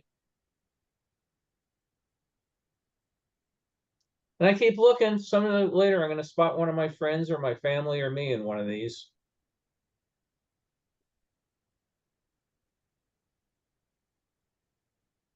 Who knows, maybe you're up on the Skyway. Yeah. Yeah, that could be the Skyway goes by and it's me looking down, 6 pixels wide. How many times you figure you visited the fair, Bill? It's a good question. I don't know. I went a lot, and there are some people that could tell you exactly what dates they went and how many times and everything. To me, it was just I just went when I could, and literally sometimes it was spur of the moment. I may have mentioned on one talk, my best friend called up one day and said, "Hey, my dad's taking us to the World's Fair. Do you want to go?" And I said, yeah. And I was the only one home and I had next to no money. So I went to my coin collection and I popped out all the dimes and quarters out of those little blue books you used to put your coins in. And I left my mother a note. I went to the World's Fair and I don't know when I'll be home. So I went to the World's Fair and with Bob and his family. And we were sitting there eating lunch. I was eating a hot dog. And Bob was I guess Bob was Methodist and I was Catholic. And he said to me, I thought you weren't supposed to eat meat on a Friday. I almost had a heart attack. And I had no more money to go buy anything else. So, and I said, well, I'm 3/4 through the hot dog. If I'm going to go to hell, I'm going to finish the damn hot dog. But I had to plead with Bob not to mention it to my mother. Don't take any pictures. Yeah, yeah. Um, In fact, the only picture I have of me at the World's Fair is Bob and I were there with the Boy Scouts, and he took a picture of me holding my hand up like I have the Unisphere balanced on my hand. And it's the only picture I have found so far of me at the fair. But another friend of ours, Mike Krause, sister worked at the Bell System, and she could very often get us into the fair for free. So we would go out and her friend had just bought a brand new red Mustang convertible, and Mike, my brother Jim, and I would be crammed into the back seat, top down, driving to the fairground with these 2 pretty gals in the front seat. And then we get there, they would talk us into it for free. And I tell you, I was in heaven. So being able to go to the fair for free, and then because they worked at Bell, we could go on the Bell System without waiting. But we could also just go in and sit in the employee lounge when it got hot and have as much free Coke as we wanted. So life was good in 1964. what fun. Yeah, I may have told the story, and again, if I have, forgive me, about my brother. My brother Jim was about 1.5 years younger than me. And we went to the Bell System one day, and it was about a 3.5 hour wait, hotter than hell, miserable day outside. And we walked in, had a Coke, and decided, let's go ride the ride again. So we went right up the VIP stairs. They dropped the velvet rope, and they put us on the chairs. And it's going around, and this one guy was very irate about who are these kids? How I've been out in the sun for 3 hours. Who are they? And the poor hostess says something like, I'm not sure that they're just allowed to go. So my brother turns to the guy and says, Sprechen Sie Deutsch? And the guy starts, coming back in fluent German. And my brother says, well, that's too bad. I don't speak it. It did not make the guy a happy guy. As we're going into the tunnel for the Bell System, we could hear the guy yelling. And my brother was laughing. I said, Jim, did it ever occur to you that when we come out of here and maybe waiting at the exit? So for the rest of the day at the fair, I would just say, oh my God, there's the guy. My brother was just about to have a heart attack. So it became a big joke. Years later, my brother Jim and I are down at Disney World together. And I turned around and said, oh my God, Jim, here comes the guy. If the hostess had been quick thinking, she could have said, this is Mr. Bob Bell and Mr. Jim Bell. Yeah, Alexander's grandchildren. But I used to have just fun with my brother over that. It just became a standard family joke.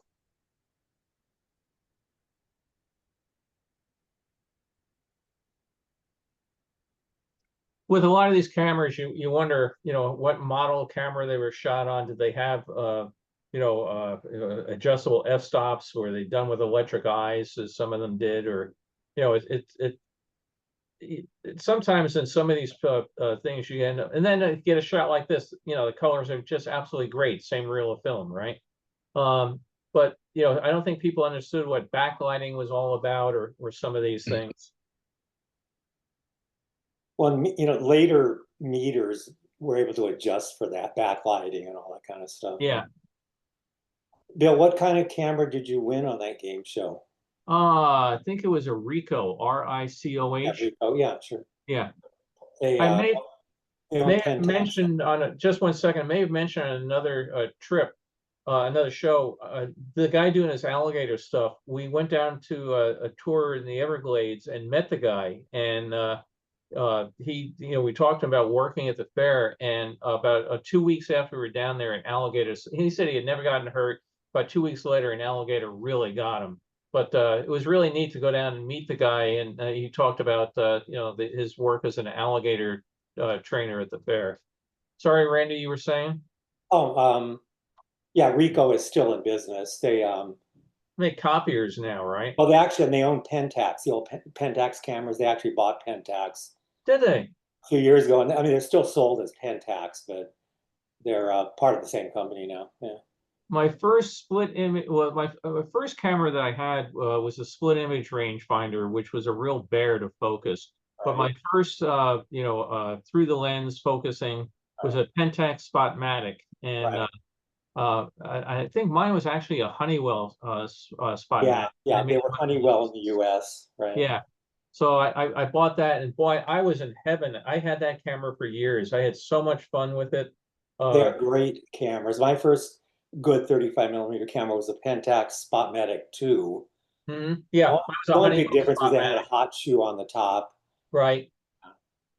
Yeah, then I went to a Canon AE1. I used my employee discount at Disney World, and I went into the store and I bought the Canon AE1 and I think an 80 to 300 zoom.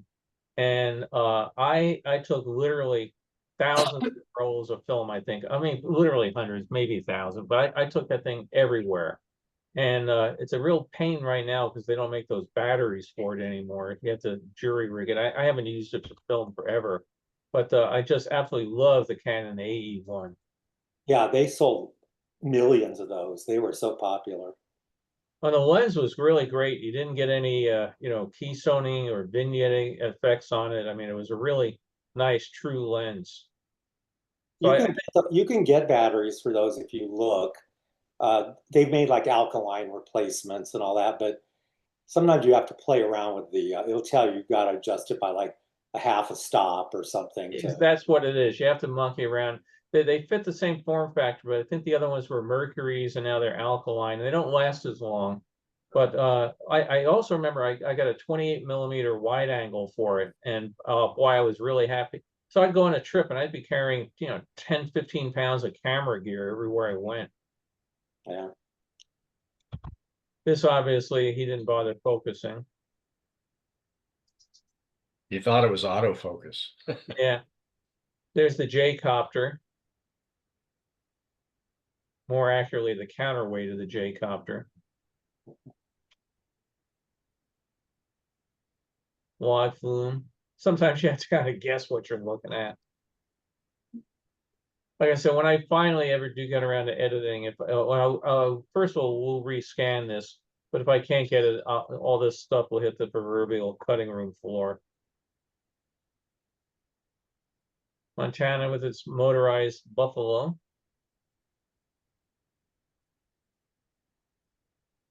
Again, it's bad enough that this guy didn't get the World's Fair, right, but it's really sad when you get some of these home movies and they've got like Johnny's third birthday and it's shot like this.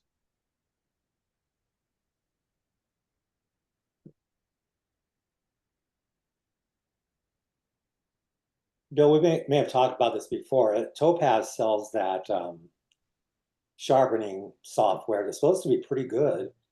I don't know if they have it for movies or just for still.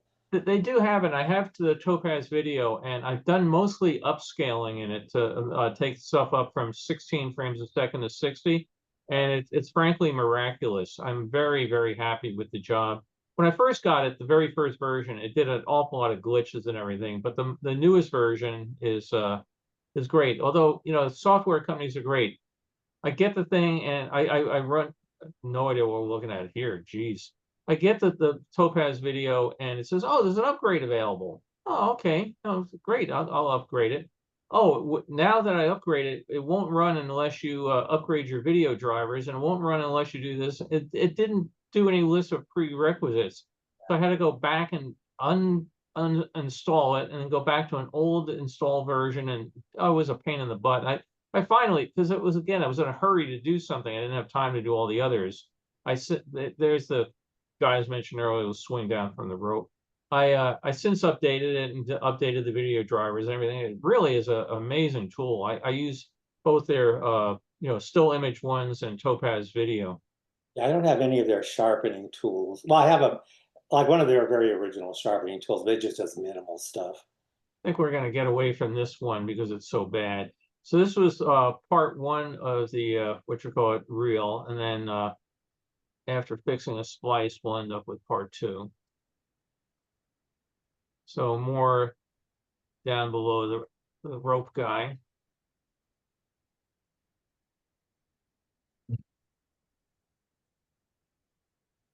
Bring out the senoritas and do the dance. Would be so nice if this had been sound, huh? Yeah. Or I could probably go downtown to Alvera Street today and just record street music down there and play it on here. For those that don't know, Alvera Street's one of the oldest, if not the oldest street in the city of LA. And they have markets and dancers and things down there. It's right near Union Station. I've not been there for years. What? So forgive me if I don't remember, but like I remember back in the 60s, well, I wasn't around, but like the whole Mexican, like there was like a popularity, like how there was like tiki popularity for a while too in the 60s. But was there something that happened was it the 60s or early 70s where like there was a lot of like popularity about Mexican culture and decorations? And does anyone remember that? Because I remember I would say more Spanish Mediterranean. I remember a lot of furniture, we never had it as a kid. A lot of my friends, their parents bought this. It's big, heavy, dark stained. They called it either Spanish or Mediterranean. A lot of, I remember they had a stereo and the speaker panels were covered like in red velvet. Oh, wow. Yeah. Very Baroque sort of sounding. Almost. Well, we were in Memphis, Tennessee, right? And like we're not close to the border or nothing. And us as an Asian family, we started having like these little Mexican things, like household decorations in our house. I remember as a kid, and I just couldn't remember if there was some sort of influence back then. The stuff that we had, we'd go down, if we come down to Disneyland, we'd spend a day down in Tijuana. So we come back with all kinds of little trinkets from there, but I don't remember a specific. Yeah, the tiki thing was a big deal. I think that was nationwide, but I don't remember a big, necessarily same kind of movement with the Mexican stuff or anything like that. Okay, thank you. Yeah, maybe it was just us. Yeah. In TV consoles, typically they have a Mediterranean style in the line, but nothing was touted as Mexican. It was Mediterranean. Yeah, Mediterranean, or some people will call it Spanish, but yeah, mostly Mediterranean. Maybe I was mixing up my cultural decor. Baron's got his hand up. Baron, go ahead. Yeah, during the 60s, early 60s, I remember in elementary school, we used to celebrate Pan American Day. Now, I lived in Colorado Springs at the time, and I think it was a tradition, that I don't know when it started, but, it was probably from the late 50s to the 60s that we would celebrate. Yeah, I think it occurred like in May, I want to say March or May, but it was Pan American Day and it was a festive day. But apart from that, furniture styling around the late 50s began to change some from the traditional colonial stuff when modern architecture became prevalent. And an offshoot of that became the Danish style of furniture, and then the Baroque style of furniture and the colonial style of furniture which were all variations that offered, new homeowners at Oh, the time there's- are coming out of the war, having the ability to buy their own home and to select various styles. And so if you look at the furniture styles in the 60s, one of them was the Baroque Mediterranean style, which was a heavy wood flourished compared to the Danish style, which was thin, light, streamlined, compared to the colonial style, which would always been a traditional look.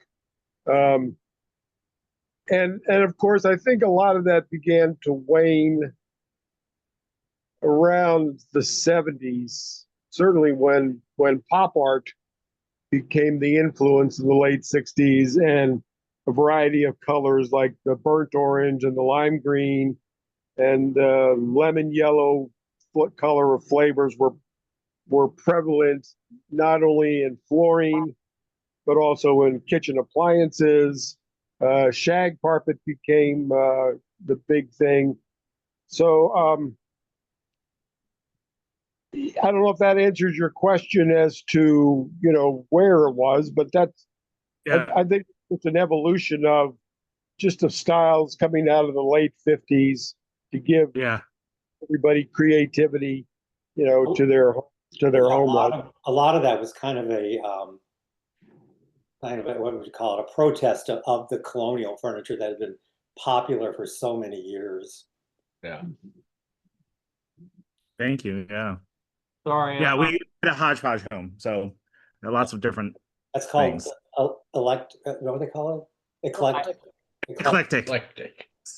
But you know what it made me think of, Eric? So I grew up in Memphis, and I remember in the late 70s, my grandparents went to Mexico, like went on a big vacation and brought back, souvenirs and things in that same time frame. But you know what it made me think of with seeing kind of a sudden interest in Mexico around that time period was the Love Boat. Remember the Love Boat was popular in the late 70s, and we went to Mexico like every week. And I think at least, I was very young, but it seems like that became a very popular vacation destination, maybe because of the new interest in the cruise industry at that point. Yeah, for sure. Yeah, Yeah. by the way, I had to duck away. I don't know if you heard my dogs barking. No matter how many times I could tell them there's nobody at the door, they refused to believe me until I walked over and showed them there was nobody at the door. Are they with you there right now at this moment? Your dogs? They went over. I think they're over near Carroll now. But, Oh, wait a minute. Let's say we could around. Yeah. No. Stop. Oh, God. Yeah, Bailey's, well, they're both here, but Bailey's by the back door. Well, maybe she needs to go out or something. I don't know if you guys could hear earlier. I think maybe the microphones on these computers are, specific enough to grab just your voice and eliminate some of the background noise. But I had a crow sitting right outside my window, and I have my window open, just screaming bloody murder. Oh, wow. Finally left. You guys talking about all this furniture, you made me very jealous because, my house when I was growing up was decorated in the style of semi-indestructible furniture on sale. The fine place in the house.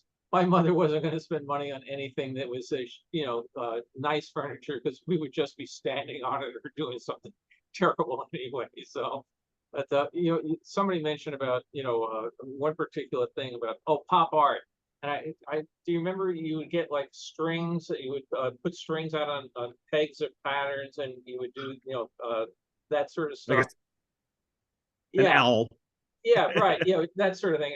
And we had fun with it. I can remember sitting at the kitchen table with my mother and we'd be stringing around and doing it and Like a spirograph kind of thing. Yeah, really. And then geez, I don't even know if they do it anymore, but paint by numbers. Again, with 5 of us in the family, we were different ages or anything, but we had a lot of family fun just sitting down and, we would joke about, I'll do all the blues, you do the reds or whatever.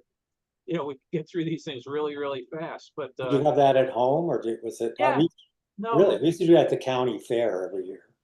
Yeah. For the county fair, we do like spin art and stuff like that, but like paint by number, you said, right? Yeah, my mother would. I was telling Carol yesterday. My father would go to this place in New York City, where it was like the home shopping network of Lower Manhattan. And you'd get there, and they would come out and they say, "Okay, we have a case of tuna fish. I don't know how many cases we have, but we're selling this tuna fish at $10 a case." And my father would come home, we'd be eating tuna fish for a year, right? But he would go there, and you know, again, he would come home, and my mother said, "What did you bring home now?" But one time he brought home this really big paint by numbers thing where these pictures were probably a good 36 inches across or so. And we spent hours and hours doing it. I have no idea where they ever ended up. But it was great family fun, you know, to sit down and do that sort of stuff. Yeah, when you said paint by number, I thought you had said that spin art is what you had meant. Yeah, No, where this you was, put you know, a piece of cardboard on yeah, the this was, you know, turntable. paint the eyes with a blue number 3 and the sky with Yeah, a no, yeah, you know, yeah. that kind of, I think maybe it's died out a couple of years ago. Maybe it was during the pandemic. That was kind of making a resurgence. You could find them all over the internet. You Yeah. could buy these kits. So they were a little more sophisticated looking. You know, the finished product was more sophisticated looking than, you know, obviously that all these were the number 2 color, and you know, and they During even the encouraged you to go out of the lines to make it look more like a, you know, a painting you did during yourself. during Epcot's Art and Wine Festival, they still do a giant mural that's that way, and it's Oh, all really? you get a tiny little, you get a sponge brush, and they go, okay, fill in 5 squares of this color, and you go find the number, and you whatever ends up being like a giant mural of Yeah. the monorail and the flowers around the right before the world the lagoons, the World Showcase lagoon area. Yeah. So Yeah, there's a bar near me. It used to be an old pool hall for years, and finally became a kind of a hipster bar. And it has a big black painted brick wall on the side. And like at Valentine's Day, they'll we like people to come over and paint a heart, and you know, uh, Bob or Bill loves Carol. You know what I mean?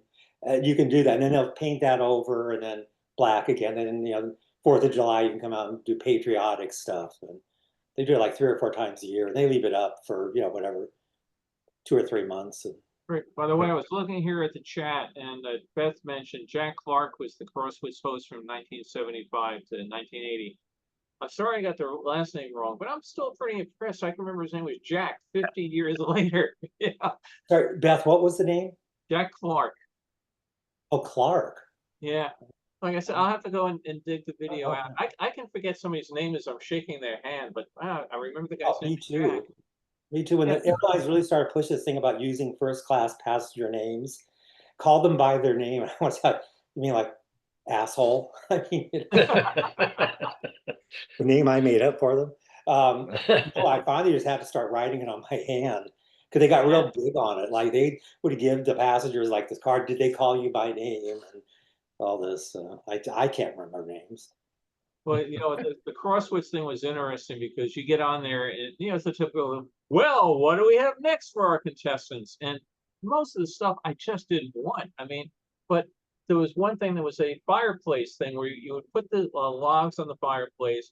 They had a metal thing that came out, and they were basically tubes, and it would you know, heat up the air in the tubes, and it would theoretically go into the living room. This was great, except I did not have a fireplace in my apartment. My parents had a fireplace in their house, so I put it in the box and sent that. There was something else that came, you know, I didn't have, well, my parents did. So after one of my house, all my winnings were basically at my parents' house on Long Island. But I mean, it was like, you know, you get a year's supply of yogurt. You know, I don't like yogurt. So Bill, isn't it true that you can get the cash value of those prizes? No, in this particular, it was up to the vendor. There was some vendor that I won something. I said I don't want. And they said, well, okay, retail value is $100. We'll give you the $50. Fine, you know, it was great. But that fireplace thing cost me a fortune. It was really heavy stuff, and I had to mail it out to my parents. I think I waited here, and when they came for a visit, I made them take it back. But it was heavy. But I was very happy with the movie camera until I found out how expensive it was to get the film developed. Yeah, a guy used to work with who was on Hollywood Squares, and I remember Betty White was the contestant that got, you know, won him. It was a Cadillac, a brand new Cadillac, so it was worth good money. But he didn't want it. He had a new whatever Corvette or whatever. So he just took whatever cash value was offered to him. Yeah. Now somewhere I only took probably about 4 reels of sound film with it, and I don't know where they've gone. Someday I hope they turn up, but I'm sure I have pictures of me and Carol at Disneyland or something wherever I went. But it's a really nice camera which hasn't been used in years and years and years. But the projector, I really enjoyed getting the projector because I had a really old one, I think an old Kodak one, and which was just 8. And this being dual 8 sound was just it's a great thing. I took it out recently and it still runs like clockwork. It's still in the box, still with the manual. Matter of fact, I went and I scanned the manual and put it online because people were trying to figure out, does anybody have a manual for one of these? And I said, I do. So I always think go ahead. I was gonna say I always think of the old school Wheel of Fortune where they used to do the shopping at the end of the program, and I always thought, how many people actually have that ceramic Dalmatian dog or whatever dog because they only had $50 left and that's the only thing they could buy. So I was always wondering, are these actually in people's homes or do they get the cash value or something like that?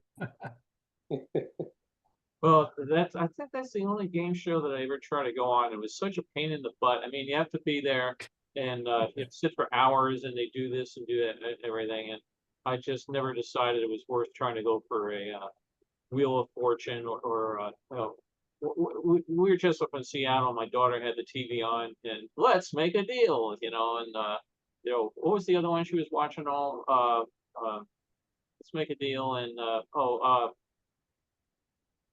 Carol, what was the other one she was watching all the time? Jeopardy or Wheel of Price Fortune? is Right. Price is Right, yeah. Price is Right. A lot of my coworkers went on that. They used to go in groups of like 4 or 5, and they'd get on. And a lot of these were very good looking women who were hired as stewardesses way back when they had to look good and didn't weigh 500 pounds. Which is, I flew Southwest a couple weeks ago. The total weight of the flight attendant crew must have been 3,000 pounds. I couldn't believe it. They would even fit through a window exit. Yeah. But that is the test when you go through yearly training is can you fit through whatever the smallest exit is in your fleet. But anyway, what was I going with this? Oh, a lot of them would go on and a lot of girls come back and say, the trick is don't wear a bra and wear a white t-shirt and jump up and down. So I would try that, but it probably wouldn't do anything for anybody. That's exactly how I got on CrossFit. I was going to say. Bill, you talked about, the effect of getting flustered by the lights and audience and so forth. My cousin's daughter went on a quiz show. I think it was a Pyramid something. And it's painful to watch because she started out doing really well, but then she started to get flustered and was answering before the question was completely stated and just went down, Yeah, I mean, the times they are changing, right? If you get a chance, go to YouTube and watch the old What's My Lines. I mean, for one thing, the manners, you have people like Arlene Francis and Dorothy Kilgallen, Bennett Cerf. I mean, these are all very sophisticated people. They're all dressed to the nines because usually they either attended a cocktail party before or they were going to a play afterwards. There's a couple of episodes where Arlene is so obviously drunk, and then you got some handsome man comes on and he's just like drooling over him. And a lot of times her husband was sitting right next to her, Peter Gable, the actor. They were married and she's just like fawning over this like young surfer that's just come out, and his secret is like, I build surfboards or something. And it's so fun to watch, just the difference in how people behaved. By the way, I was thinking of you, Randy, on the one I made in the last video. There was a shot of a jet taking off, going over there, and it was so smoky and so dirty. Thinking about those old 707s, Oh, the 727s too. Yeah, we used to love to go down to San Jose Airport airport, watch PSA take off. I mean, it was just all this black come Yeah, out. The worst ones were, well, actually, the worst ones were the Convair 880s and 990s, which only flew for a short period of time. The DC-8s were bad too.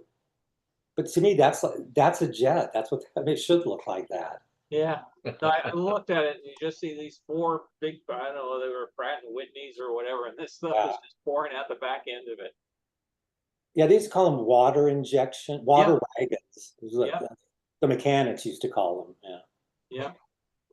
Well, it used to be, I mean, you go anywhere near an airport, they had very distinctive smell. You know, as soon as you get out of the car at LAX, you knew you were at LAX. So, Yeah. you know, thank God for our air, it's not that way anymore.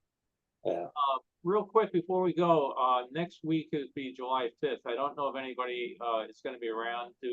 How many people are going to be available if I do something on July 5th? Or is I there? should be. Yeah. Okay. Yeah.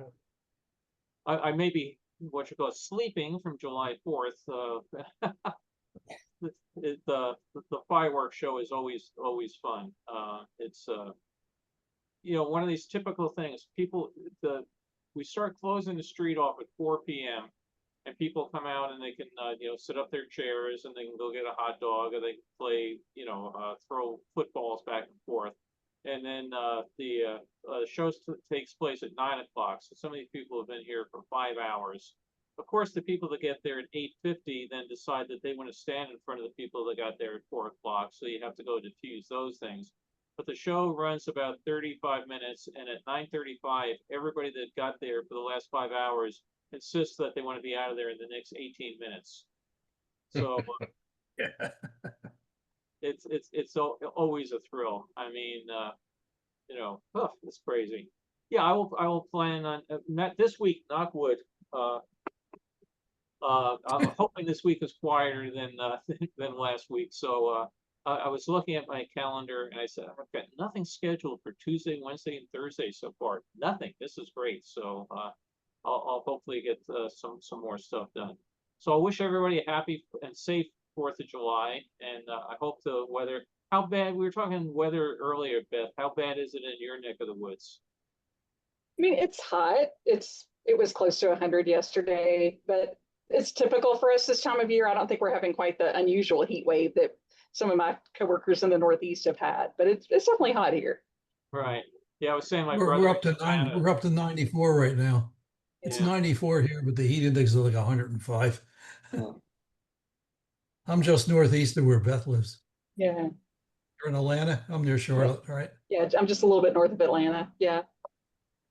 And Brock, do you want to give me a ring right now? I can try to answer. Yeah, I was just going to ask you. Do you want me to give you a call as soon as we sign off? Yeah. Yeah. And then Okay. Call me and then I can have lunch. Okay. Okay.